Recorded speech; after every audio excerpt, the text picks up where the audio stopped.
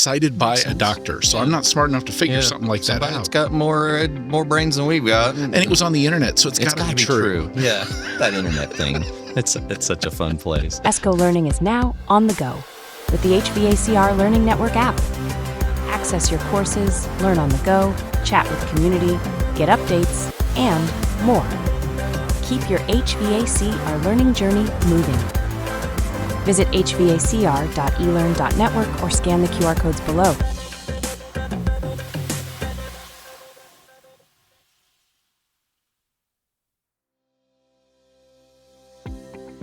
All right, everyone, thank you for joining us on Did You Know, the ESCO HVAC podcast. So we are spending some time with Paul Rhodes, the podcast professional for Maintenance Mindset. How are you, sir? Doing fantastic. How are you? Oh, man, we've had some great time getting to know each other in a short period of time. A little bit.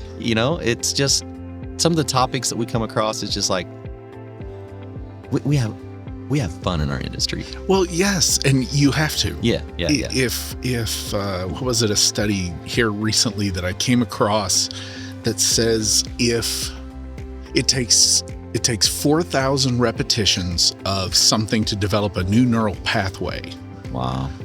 But if it's fun or you enjoy it, it's only 20. Wow. And I forget That's a big difference. I forget the doctor that did it, but it's cited by a doctor. So I'm not smart enough to figure something like that out. It's got more brains than we've got. And it was on the internet, so it's got to be true. Yeah, that internet thing. It's such a fun place. All right, so you're bringing up a very interesting topic. I actually had a couple contractors bring up to me earlier, right? So we've got a lot of contractors here that we don't normally get. These last couple of years, we've had a significant growth in contractors that are looking at their own training programs. And then they come to ESCO, they're like, okay, we're going to do our own training program, or we're at least going to do supplemental training for our apprenticeship programs. But what content do we give them and when, right? Because if we get things out of sequence, it might not even pertain to what we're trying to teach them. Like if I try to teach somebody a heat pump on semester 1, in semester 2, I give them basic refrigeration, they're going to go, what? Yeah, well, I don't know. Maybe the basic refrigeration might have an application to it. Yeah. But if you're trying to, that doesn't function correctly. Yeah, exactly. And that was kind of the genesis of a thought I've had all conference long, is that, you come to a conference like this and there are so many tracks and there are so many great vendors and sponsors and such fantastic information available. It's like trying to drink from a fire hose as a hummingbird. Nostrils and it's just literally it's mind blowing. Yeah. The amount of information that is coming at you, and I've been really trying to figure out, how does one prioritize the amount of knowledge that's coming in? Yesterday morning, one of the big things that came out was in my news feed that I read every day. It talked about a update to the AIM Act, and the AIM Act is going away, and it's there, and there have been a lot of sessions that go on, and listeners, just so you know, not for the majority of industries, at least that I work with. Yeah. Yes, there's a couple of pieces that are under review, but it doesn't affect anything in multifamily. Nope. And my guess is most residential and commercial air conditioning professionals. Mm-hmm. The only thing under review is supermarket, small piece of supermarket. Yeah. That's it. That's all. Yeah. But it's things like that unless you're paying attention to everything, it's hard to keep track on what is relevant to you. Yeah, exactly. But if you pay too much attention to everything, then you lose reality. You lose what's happening right now. I agree completely. So what do you think? Where do we begin? What is a good beginning place for an education program? I won't even say for a beginning student of air conditioning. Yeah. But for an education program, where do you start at point one? I mean, do you go all the way back to this is a screwdriver and this is a pair of channel locks? Yes. So, and the reason that I say that, and the reason I believe that, is we're getting a lot of comments from schools of students that cannot read a tape measure. Oh, yeah. They've never been taught how to open a tape measure. And I kept hearing that, and I thought, man, really? Is it that bad? Okay, so get this. I'm going to admit to something that I'm ashamed of. This is a safe space. It's just you and me. It is. Really, That's truly, true. That's it. Okay. So my son buys his first house last year, and we're over there this winter, and he's finishing the garage, right? And so I'm into woodworking, and I've tried to teach him woodworking over the years. He's picked up some of it. Most of it he didn't, because Dad was teaching him. Right. If it was, Uncle Bob, he'd probably been a master woodworker by now, but Dad's teaching him, so he's going to learn a few of the basics. And That's right. and same way with HVAC, right? And so there's certain things I tried teaching him and picked up on quite a few things. But so we're doing woodworking, right? So I'm like, okay, son, so what do you want to do? We're going to put some metal on, and then I want to cut some wood to use for the trim on things. I'm like, oh yeah, that's great. And he picked up a whole bunch of cedar, really good looking lumber that we're going to put for trim on the very top, right? Between the metal walls and the ceiling. And so we're getting all the cedar out, and we're in this place in the corner and around the window, and we're measuring. I'm like, all right, go get me a measurement on that. And he says, it's a little over 27. And I'm like, how much over? He's like, 1, 2, 3, 4, 5, 6, 7 bars over. I'm like, well, is that in eighths, or is that in 16ths? Is that in 32nds? Is that in 64ths? And he's like, I don't know. I'm like, what? I'm like, let me see that. And it's in eighths. And I'm going, did I fail you?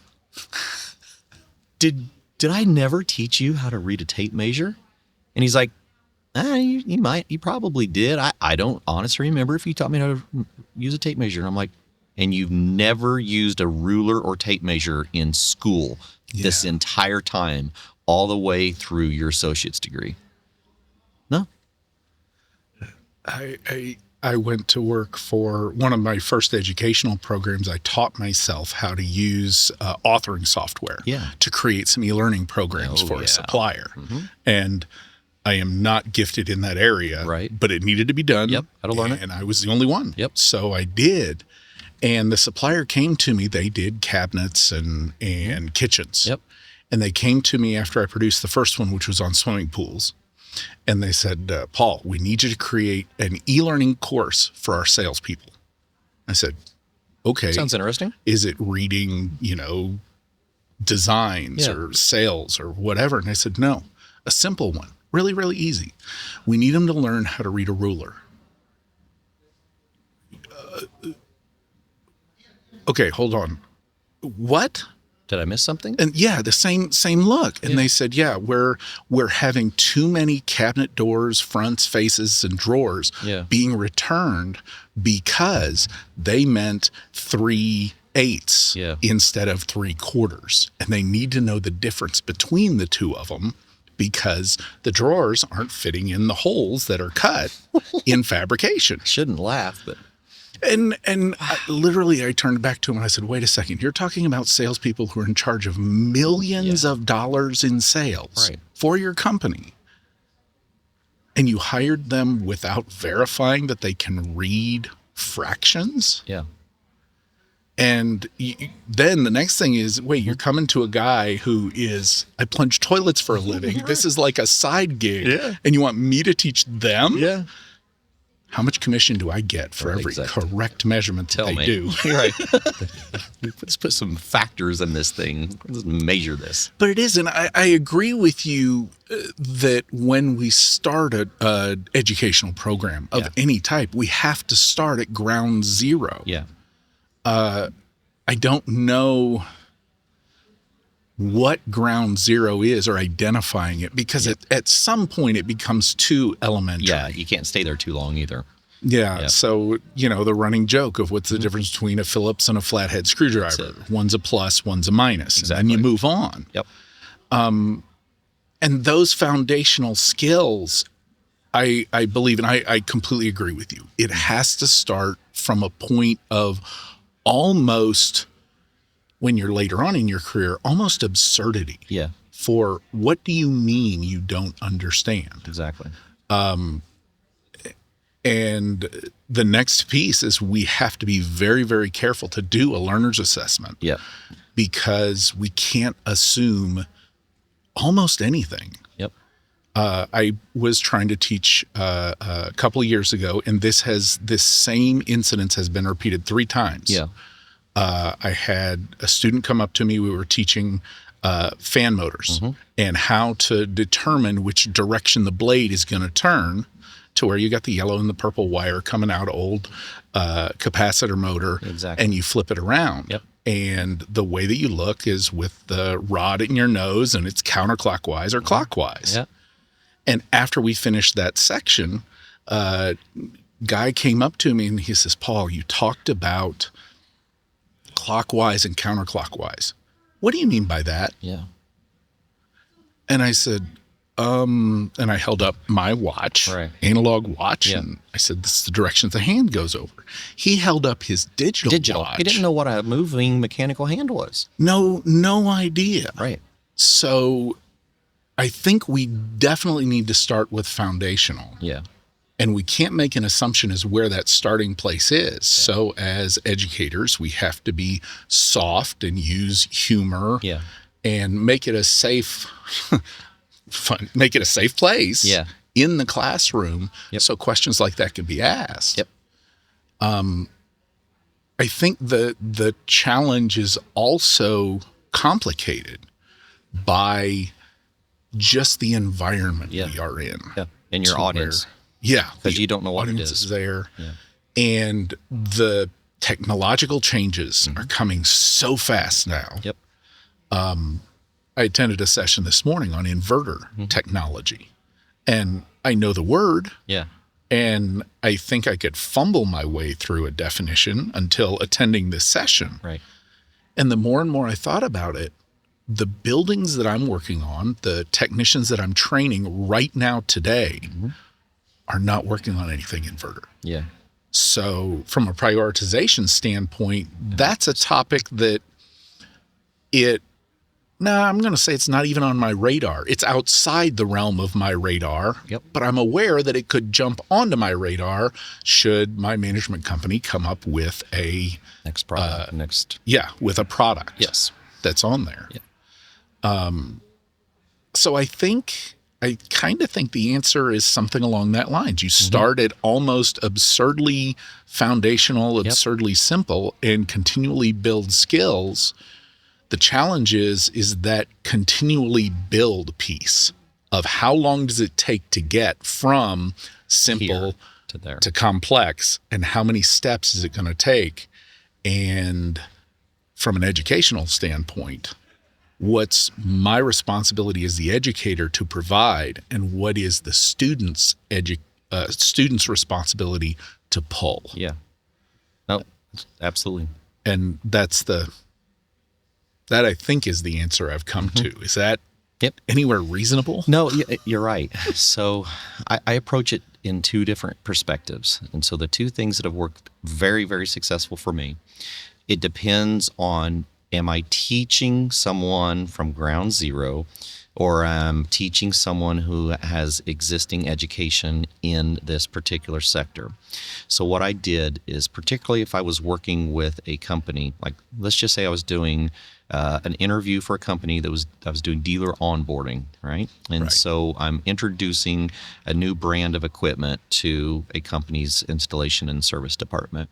The very first thing that I do, if they're anticipating I'm coming there to teach them about this very specific product and technology, and in fact, the very first thing that I do is I administer a 100-question baseline assessment that has questions going from the most simplest of things like tape measure measurements all the way up to questions that I can't answer, that I've sourced from engineering. And so I do a 100 question assessment, and I start administering that.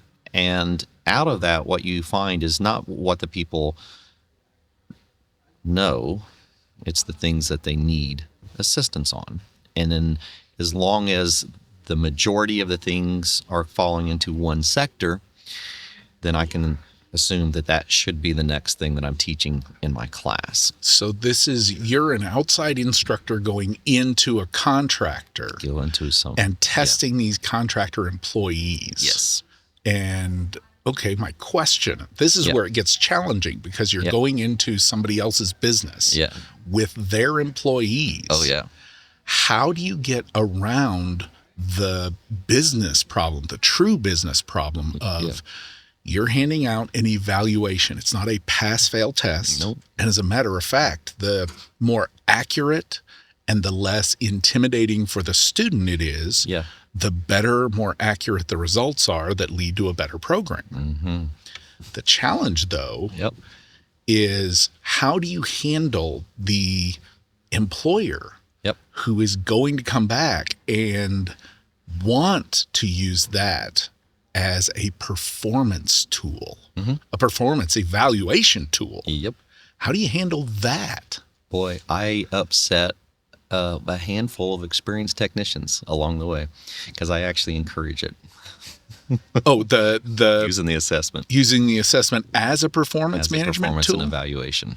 Wow. Yeah. And so I take a pretty hard stance on it, on that perspective, because in that assessment, I do learn what needs to be taught. Right. And I also learn who doesn't know what they were already supposed to know because they told the employer they did. And it's a difficult place to be. There's a lot of people that don't like me at that minute, but then I turn around and go, okay, what we're actually doing here is we're looking at, because you'll get the ones that there's no way, this is impossible to pass. And it's exactly like you say it. You come back and go, there's actually no passing on this. It's not a you failed or you passed. This is what training do we need the most to get to the next level? And the most common deficiency in our entire group is this electrical schematic reading. Wow. And so now everyone is getting electrical schematic training, but there are some technicians that really struggle on the entire thing. And that's because I know that they just started. Right. So they're going to go over and they're going to do an EPA 608, or they're going to do a very, very fundamental class. And so then I look at catering the training to the deficiency of what we have. And it takes a couple of times of doing that. But the beauty of doing that repetitive is that after they whine for a little while, you can go, okay, now we're going to compare yours to the average for everyone that's taken these tests. And they're going to look at it and they're go, oh, everybody failed electrical wiring, didn't they? And like, yes, they did. And that's why we're going to start right here this group. This is a volt. We're going to start with that. Yes. Yeah. That makes sense, though. That is in today's environment, which is set up so rapidly for our for employees, which is fascinating to me. On one hand, our employers and the business culture we're in are expecting rapid change, rapid improvement. You know, here's this e-learning class. Before you knew nothing about electrical, now you're a master. Go do it. 2 hours of training, go. Be on your way and God bless. Exactly. And yet the flip side is a program like that, which is a really neat, simple idea. I've heard it applied to other industries. Yeah. But here, the challenge, I guess, is we're not dealing with urgency, complicated issues. And by that, I mean, when a pipe breaks, the solution is fairly simple. Find the valve and turn it off. Yeah. And then there's always the option of hiring a contractor to get it done. So the urgency is reduced because we can solve it by paying for the solution outside. Exactly. What that tells me is on the backside for our employees, we can train them over time. Yeah, on that specific application. Yes, by exposure, by controlled challenges. some by even allowing learning opportunities for mistakes. Yep. So it's also interesting that for students, I've got to imagine that it becomes an incentive of last time we took this test, I missed the electrical section. Yeah. Here we are 3 months later, and now I'm 3/4 the way. I knew the answer to 3/4 of those questions. Yeah. So you have proof of progress. Yep. So that is really neat. Yeah. And you want to fire up a young technician? Oh man, yes. You show them what they can do. You show them the things that they need to learn to be successful. Now you've given them a path. Yes, especially if you can incorporate with that some really cool tools, gadgets, and gizmos. Here's your little thing along the way. That's exactly Absolutely. right. So that is how I typically approach an established environment, an established learning environment, where it's a contractor, whether it is a department, a maintenance department. So an established working department. If I'm looking at a program from ground zero, or at like an apprenticeship program, then I follow things that are very accepted within the industry.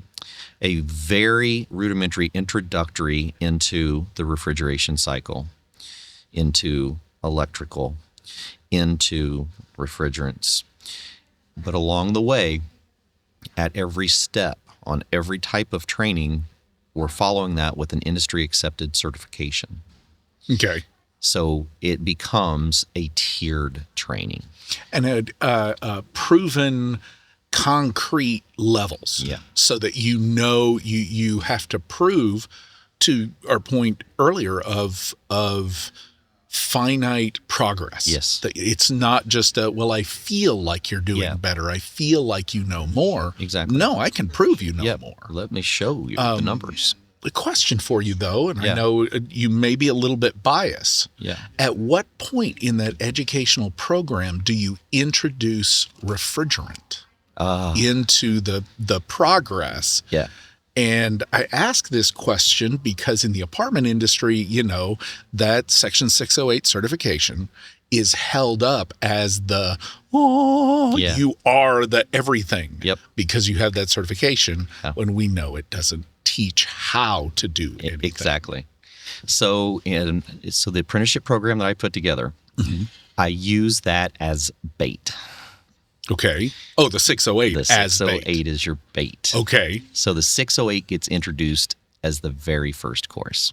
Really? Very, very first course, but not the complete 608 program. I don't go through Universal. I go through Type 1 and Type 2. Okay. All right. But they're not testing. So you introduce the content. The content first. The concept of refrigeration and carrying heat and movement and answering questions along the way. So the first 2 weeks, that's what you get to see. Okay. You get to see that our industry is based around refrigerants and regulations, and then later we're going to explore what they do and how they do it. Because in that first couple of weeks, either they're in or they're out. And I like that because it also defines the why. Yes. From a technical level. Yep.